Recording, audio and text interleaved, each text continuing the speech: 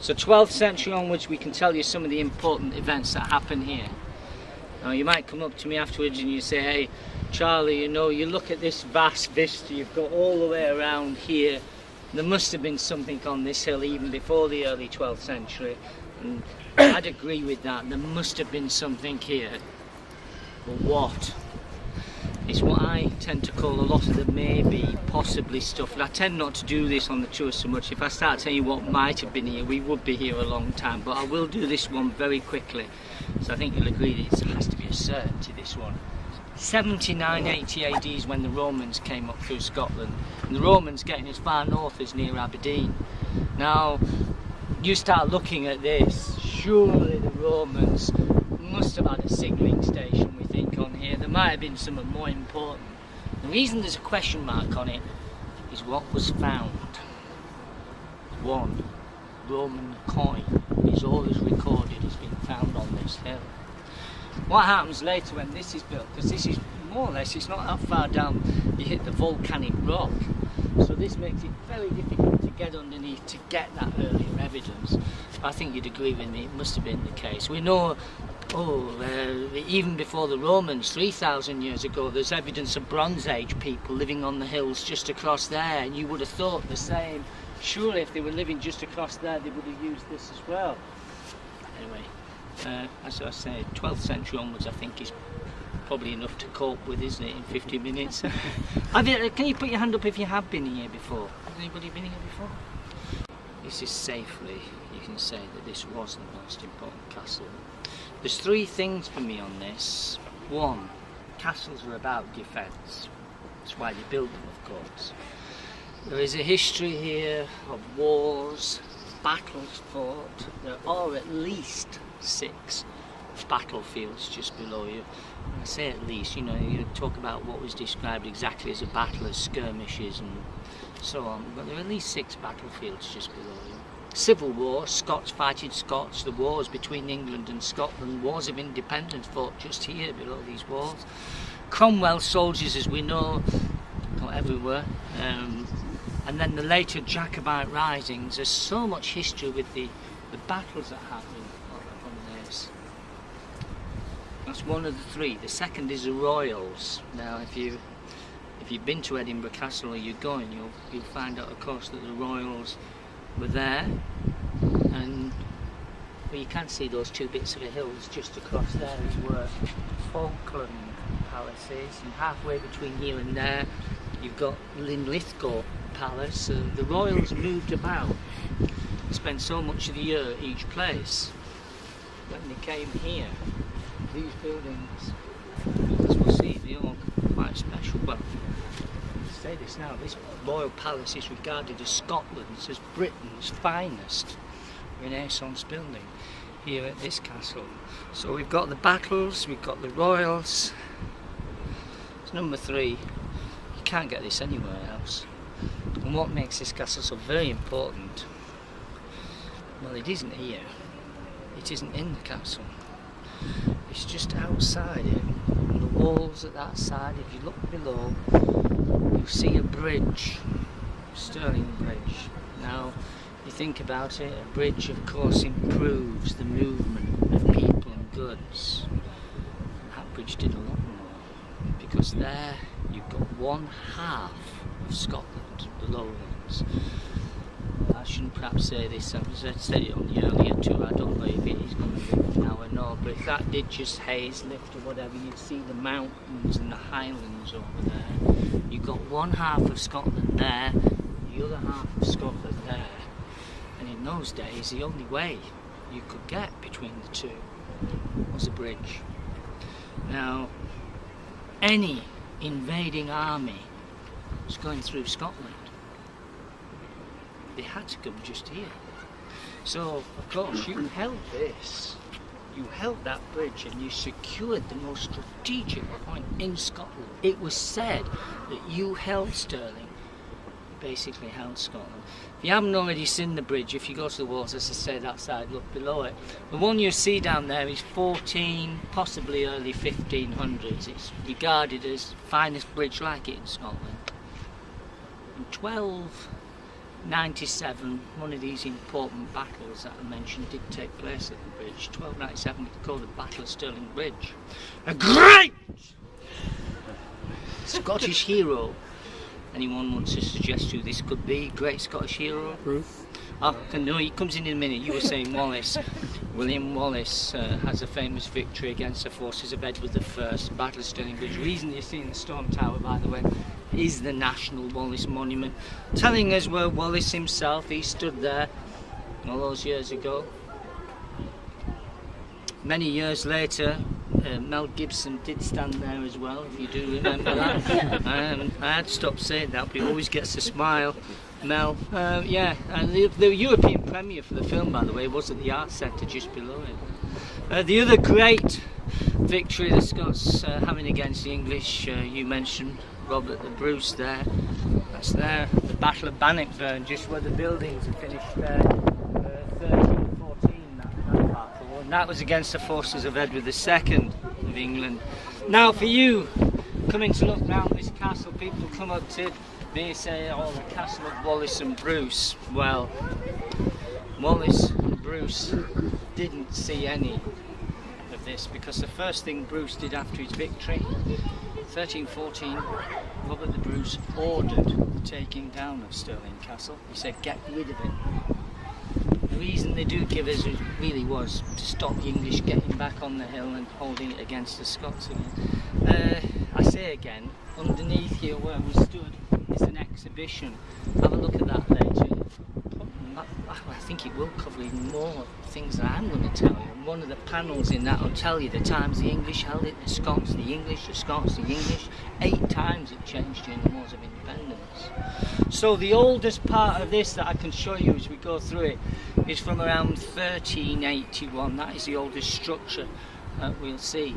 Welcome to you folks joining us, by the way. You missed it. No, don't you apologise. My name's Charlie. It'll be about 40-50 minutes. Thank you. So as I said, the oldest bit we'll see is 1381. So we'll start looking at what we've come to look at. We'll start with the gateway that's right in front of us here. If you were arriving here, can I ask you just if I come to that side here, because I hate sort of, it looks as though I'm sort of pointing at you.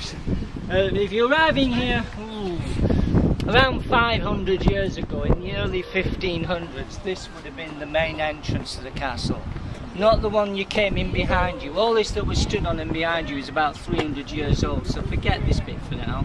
500 years ago, you'd be coming towards that, you'd be on a horse, click clock, oh. And if you were arriving to see the king, that's who would be here, King James IV. He does quite a lot of building here. The same king that builds this, builds that behind him. Great hall, the cream, the gold colour. Now I'll tell you more about that colour when I take you inside there. I don't know if you can do this sort of thing or not, but if you can, well and good. Put the colour you see there, all on here, because that's how this would have been. It's come off over the centuries. But something else has happened to this apart from the colour coming off it. Look at the stone at the top, you see it's a wee bit different up there. And that's from the 1800s to tidy up a bit. In the 1500s, you coming towards that, those towers, twice the height that you see. And twice as many. 2 towers, look there. Looks like a big plant pot now with some heathers planted on it. You see where the wall changes. There's evidence at the other side where the other tower stood, so very different. What's happened? 2 things really. As I say, attacked so many times, and later some defence changes made to it as well. If you want a date on this one, I suppose a good one would be 1651. I won't be mentioning a lot of years and dates to you as I go around with you, but the 1600s were very interesting times, of course. The last king that would live in here, 1603, King James VI comes out of that gate. Bye! Not gone out for the day, of course. King here, James VI, goes to London, becomes known by many as James I, a union of the crowns. He goes and calls in Great Britain. He goes and designs the flag you see above the gate that he left, Union Jack, Union James. Political and religious turmoil here, also in England as well. Now when he died, James VI, James I, in 1625, it's always very easy for me to remember who was next, of course. Charles. You mentioned Charles Cromwell, you know, the parliamentarians against the royalists. It's that church tower there actually where Cromwell's soldiers put the cannon on top of that tower, pointed it at this, and gave the order. It was a general monk here in Scotland for Cromwell. Gave the order to fire. Fire! Boom! Fire! Boom! Well, you get the idea. There was quite a bit of that. And that's when a lot of, look at the Great Hall today. It's got the marks, the bullet marks all up there of that attack. They're the last, actually, by the way. Cromwell soldiers are the last to take the castle and nearly the last to get in without a ticket. If you like, I'm going on holiday next week, and it's a bit, I know this is a bit sad, but I go to castles when I'm on holiday. Go looking around, and a lot of them are in ruins, as we know, because of Cromwell. Evidence of this damage here. Look at the Royal Palace. It's remarkable. More damage was not done to that. I said James IV builds a lot of the castle that we've seen, but I'll mention more about the palace because that's built by his son James V around 1540. That's built just really when he's married his second French wife, Mary of Guise. And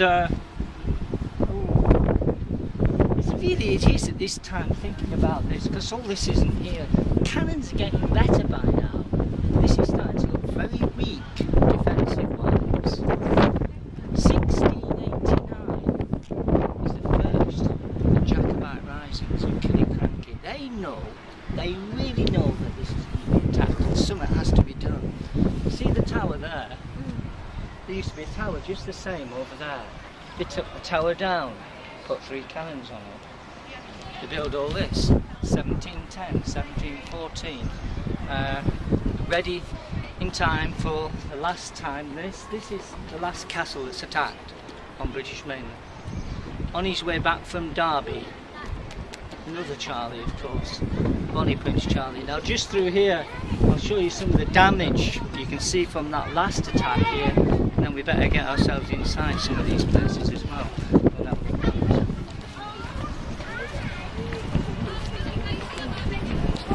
He's on his way back from Derby. That's about 100 miles from London. He really was advised he wasn't going to get a crown for his father, first of all, ultimately himself, so the Jacobites came back here to Scotland.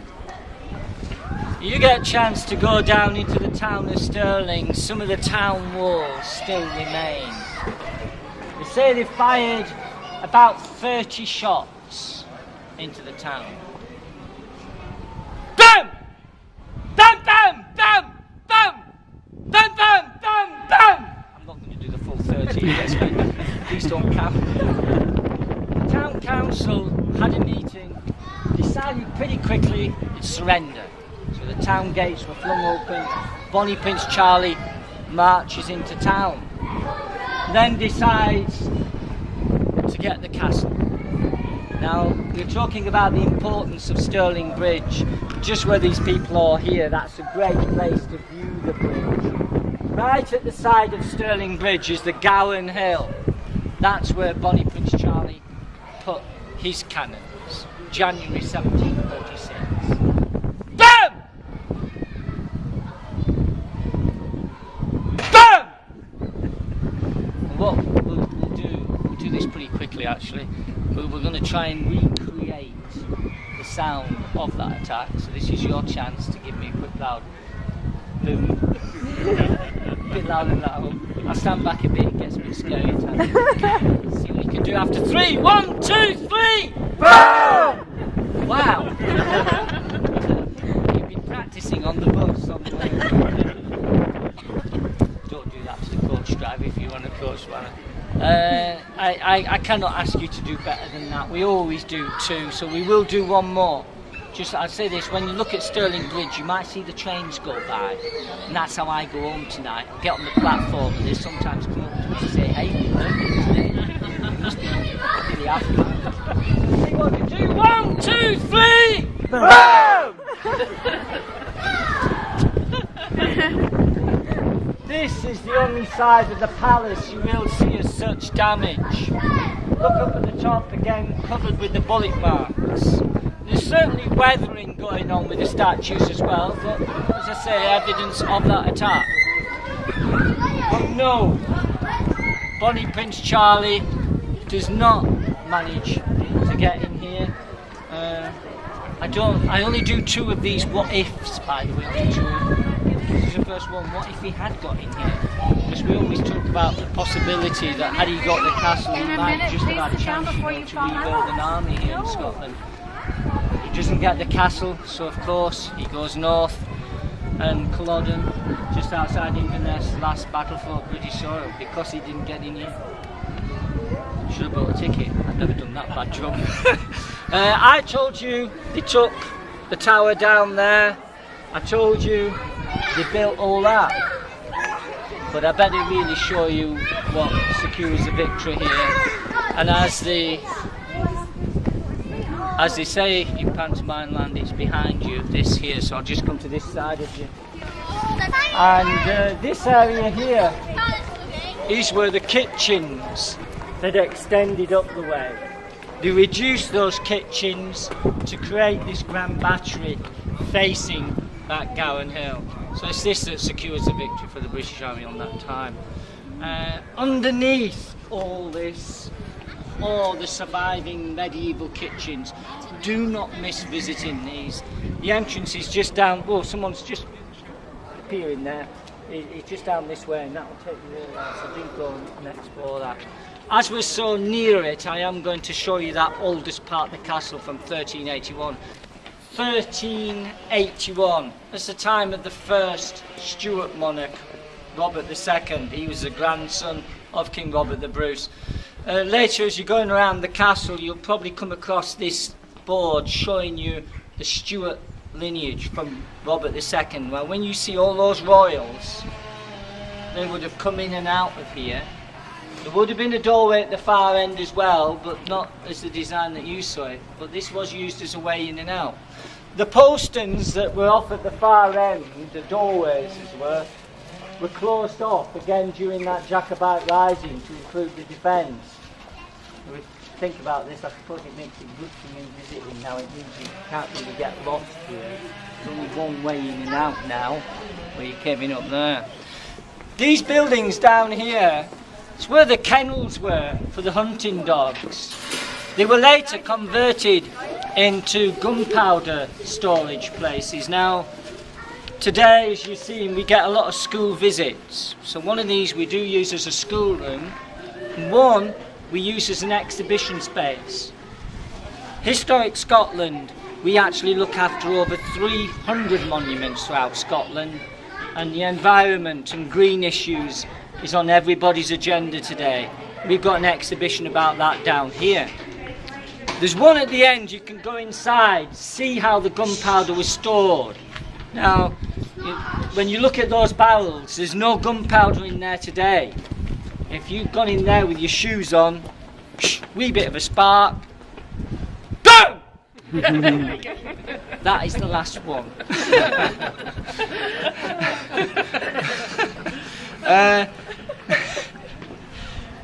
Actually, it was a time when I used to do another 26. I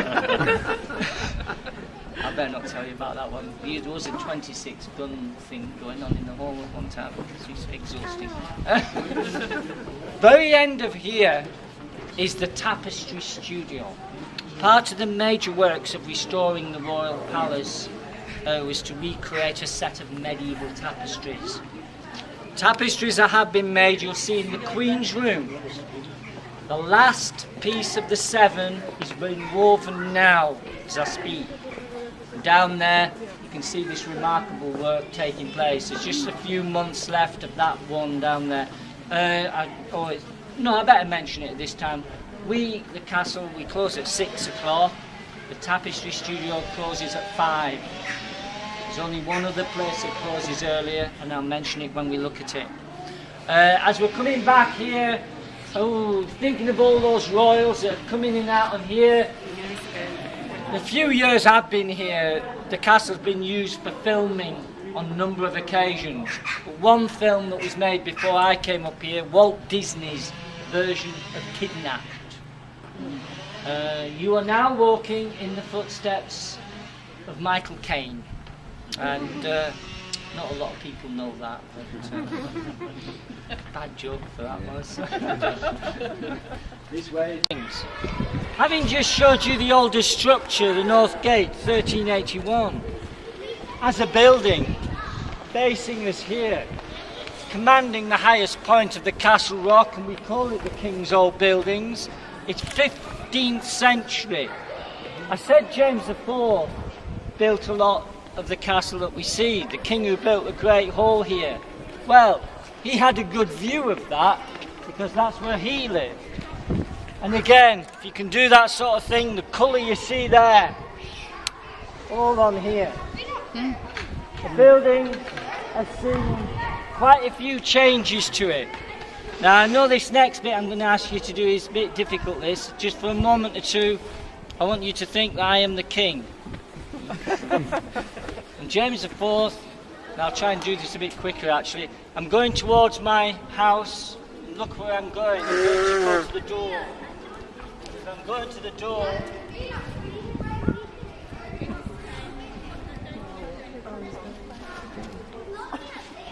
oh. the stone looks quite different up there. There was a fire in the 1850s that did that, and it had to be rebuilt.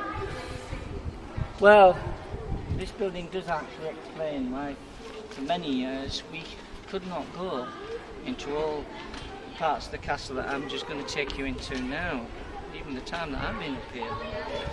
I was talking about the British Army being about at the Jacobite risings. By the end of the 1700s, the British Army is getting bigger, preparing for wars with Napoleon, the French. Scottish regiments, of course, part of it. This castle, late 1700s, the whole of it was full of soldiers. The regiment that was based here, the Argyle of the Sutherland Highlanders, reserve at the Battle of Waterloo. There's 200 years of history in there, and that is their museum. It's a regiment's own museum. So again, really well worth seeing. One thing, people come up to me every week and they'll say something like this to me. They say they remember being here 15 years or so, and they remember this amazing silverware. That's one thing alone worth seeing. So not everyone's into the soldier military stuff, so even if you're not, just have a look at the silverware, beautiful. I better mention this. This is that other part of the castle that closes early. Tapestry Studio 5. This is 5, but I think they close the doors at 4:45, and then everyone out for 5. So have a look at that. Now, the other thing, of course, apart from the door and the stone there, the windows. And James IV, if he built the Great Hall, there would have been apparently that size of windows in these areas. Some people can work it out with the stone there in one or two places. But the soldiers come in and put windows like that into there. Now if we look at the Great Hall and think of the windows there being sash case wooden windows, I'll just come through there. Is it 1964 the soldiers left. Historic Scotland could start restoring this castle. This is where the work really started. They lifted out the window frames and all this colour was found behind the wood. And apparently they also found accounts of it in maintenance in the 16th century as well. And what is it? Oh, well, I'm going to ask you a question. What have they used to make this castle? What Stone. They built it with? Stone, glass, we'll mention, wood. Type of stone? Sandstone? Yeah, a lot of it. And if you look in the chapel windows there, you can see what can happen to soft sandstone. This covering is actually a medieval technique to protect such buildings. Scotland, they call it harling. The secret is the lime in the mortar. You go and ask them about it, what they come out with is this phrase that it lets the stone breathe. What that really means is it doesn't trap any moisture. Occasionally it can rain, and when it does rain, this changes in front of you within just an hour or two of the rain hitting it. Best I can show you is that potchy bit. That's the bit where the moisture's still there, but the whole side will go darker colour within just a few hours. That's a gold wedding ring, and that colour is written down in the accounts as King's Gold. Of course, gold wealth. On this scale, power. All this gold.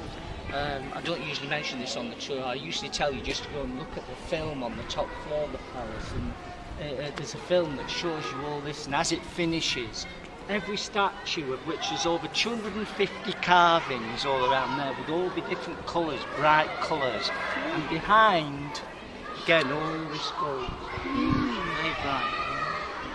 I said the royals did special buildings here, and the Great Hall is certainly one of them, because in 1503 James IV has built the largest medieval hall that's ever built in Scotland. This is one room, so we better go and have a look at it. Mary Queen of Scots, James VI, they all use this. You'd have royal court, parliaments were held here.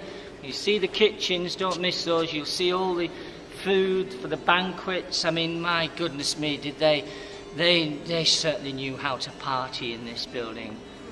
We still talk about them. And this one I will mention. There's two I could do, but we'll do this one for you. James VI, he's baptised at the castle in 1566.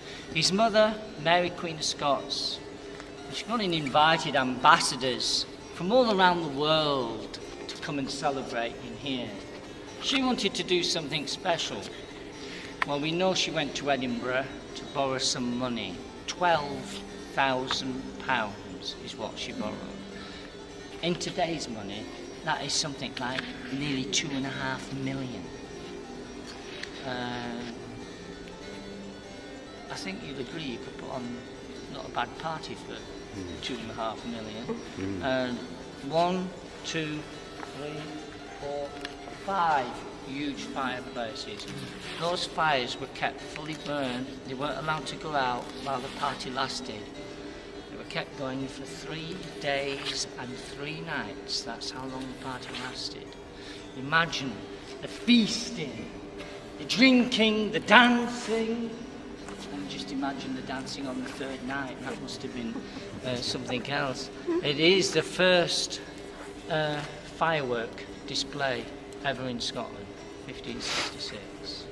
Behind you, the Minstrels Gallery. This is where the musicians in those days would entertain. It has still got a music connection today.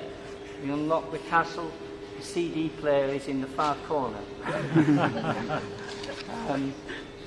Over here you've got the trumpeters' loft, where the trumpeteers would herald the arrival of the royals. Not as good with trumpets, but anyway.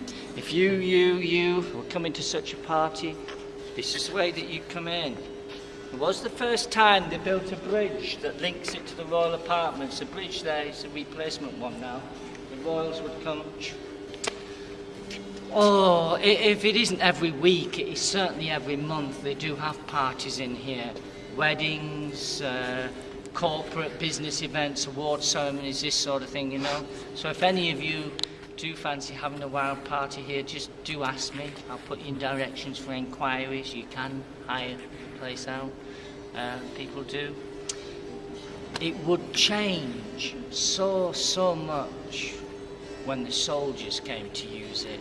And I know this always adds a couple of minutes to the tour, but I'll show you a clue to that. Let's Can you just tell me what are behind these curtains? What would be here? Just wall.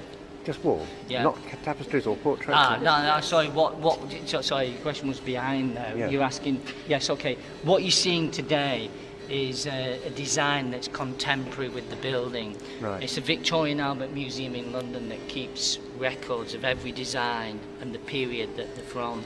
It's got the thistle on it, Right. so it's appropriate, and it's from the same year as the building was built. Tapestry-wise, if you go into the Royal Palace, we do know there was a set.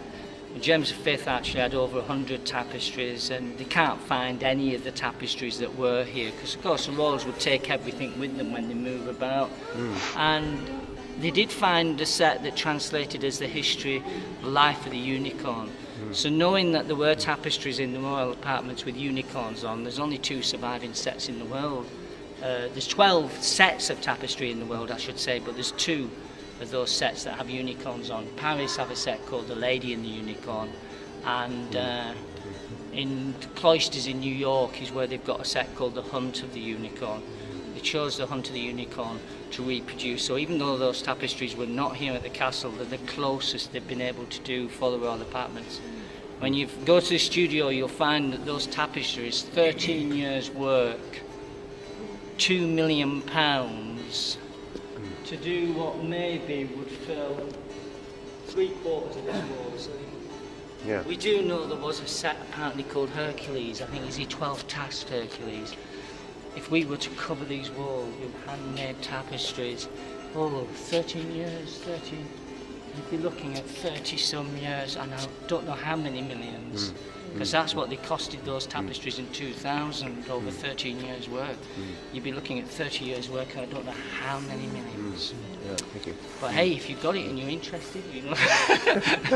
Let me take you. Make out that 2 stones have been replaced. It's one of the floor levels that would go throughout the building. And then just where the timbers start, another floor level going all the way through. So 3 separate floors were put in by the military. The original hammer beam roof, it was taken away for dormer type windows, the type you still see in the military museum. So you have 250 soldiers at least sleeping in here. And when they left, as I say, this is where the work really started restoration-wise. This building took 35 years, over £8 million to restore just this part of the castle. The magnificent hammer beam roof that we're looking at, this was put in 1997. 350 100-year-old Scottish oak from Strathare, 40 miles from here is where the timber came from. And it's all held together with wooden pegs. There's no screws, there's no nails, no glue.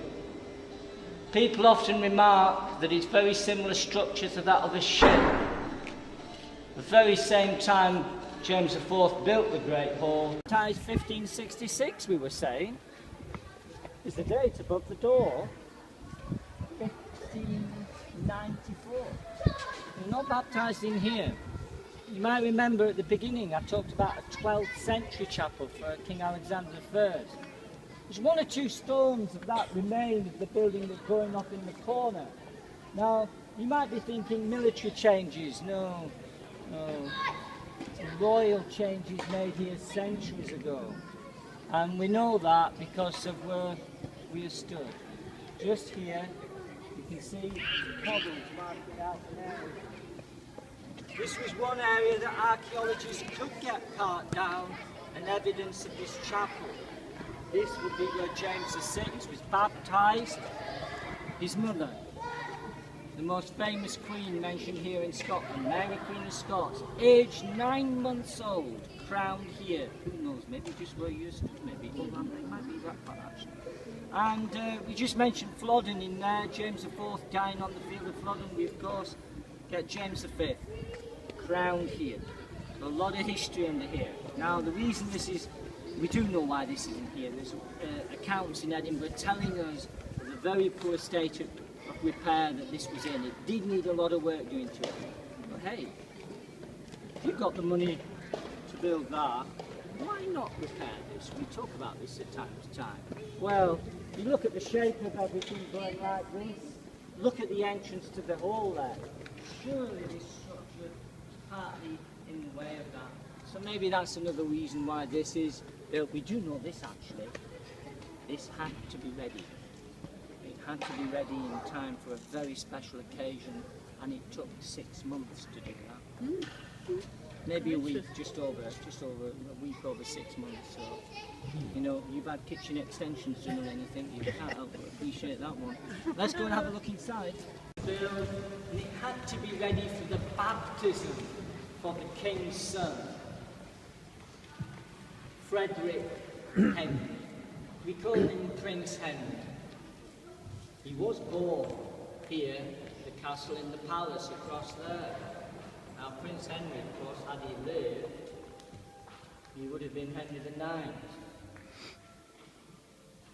Aged 18 he was in London, and he did have this rather, well, I think you can safely call it, a rather strange, strict daily routine of activity. 2 hours in the morning he would practice with a pipe, and then at some time he'd be learning languages, riding horses, doing what princes do, I suppose, apart from the afternoon. 2 hours, whatever the weather, he plunged himself into the river. Not good.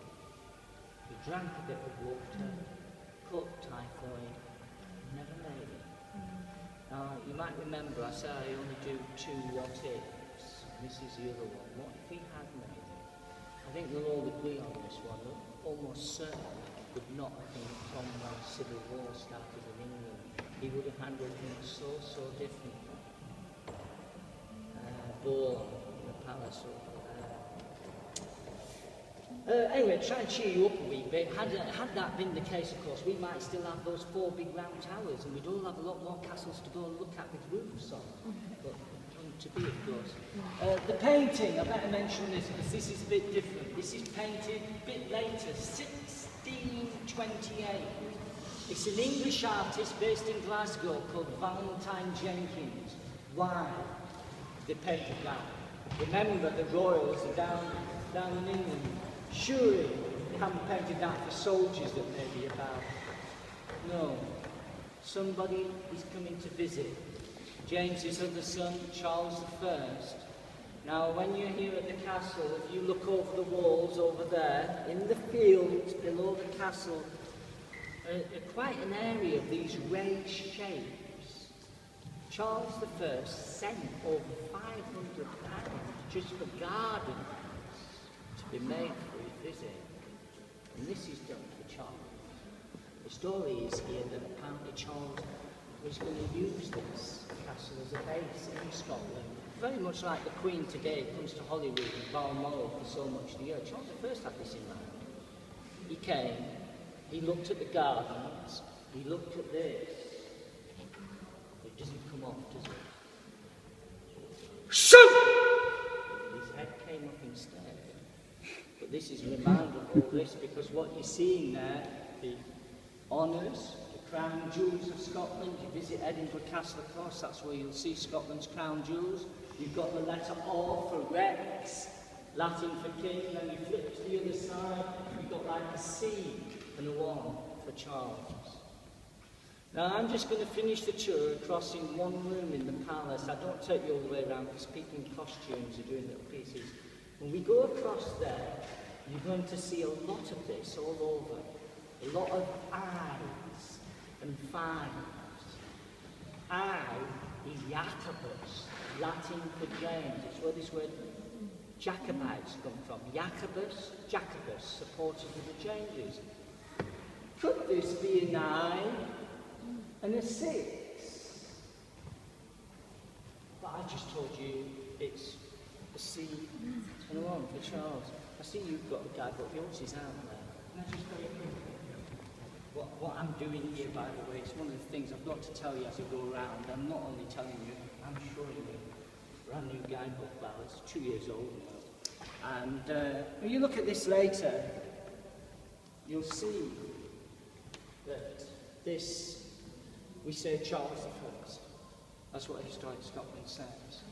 There was a debate on it. If you push me on it, I'd probably agree with Historic Scotland. Pay my wages, of course. My name is Charles. It suits me.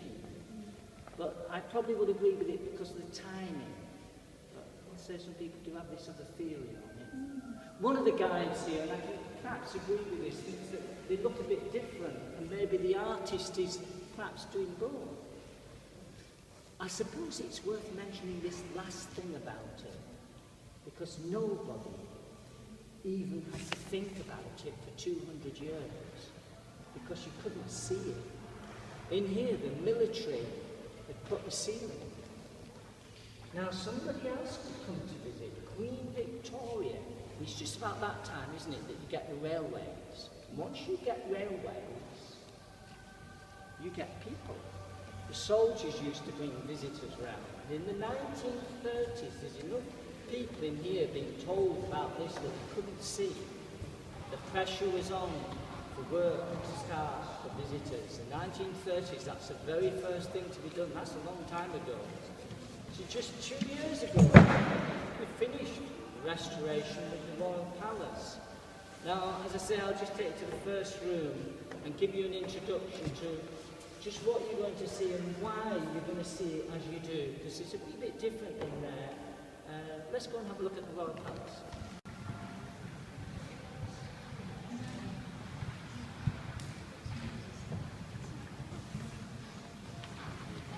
Around 1540.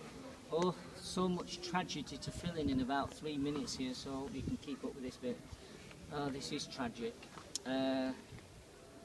He built this, as I say, around 1540. He just married his second French wife, Mary of Guise, from the French court. His first French wife was the daughter of the French king, Madeleine de Bois. 6 months is what she lived in Scotland, and she died. Tuberculosis, they think. So he marries twice, about a year. And we were talking about dowries and these people getting money. Well, you can see he does pretty well. He gets about 170,000. Can you remember what we said? £12,000, wasn't there? 2.5 million, 170,000. And so, hey, he spent a lot of money. Now, me being from Yorkshire, that means something. He spent a lot of money. And remember, I said this is where the kings lived. And James V would have been in there at times watching the French stonemasons carving out the statues. And this is what they tell me. The very moment this is ready for him to move into, guess what happens? No, he dies.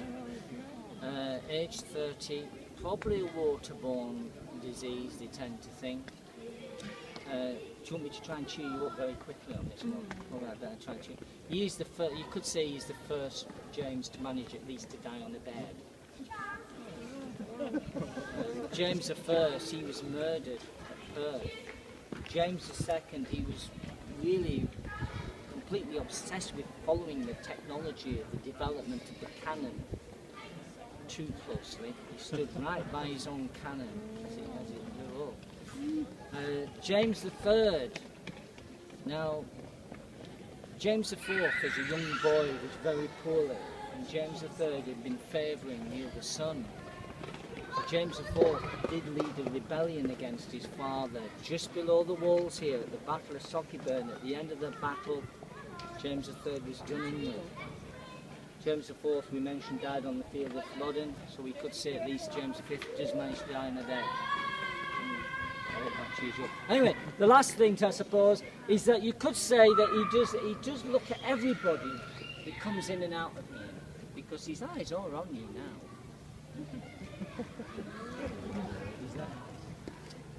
And we know that's James V because above the lion is holding a crown.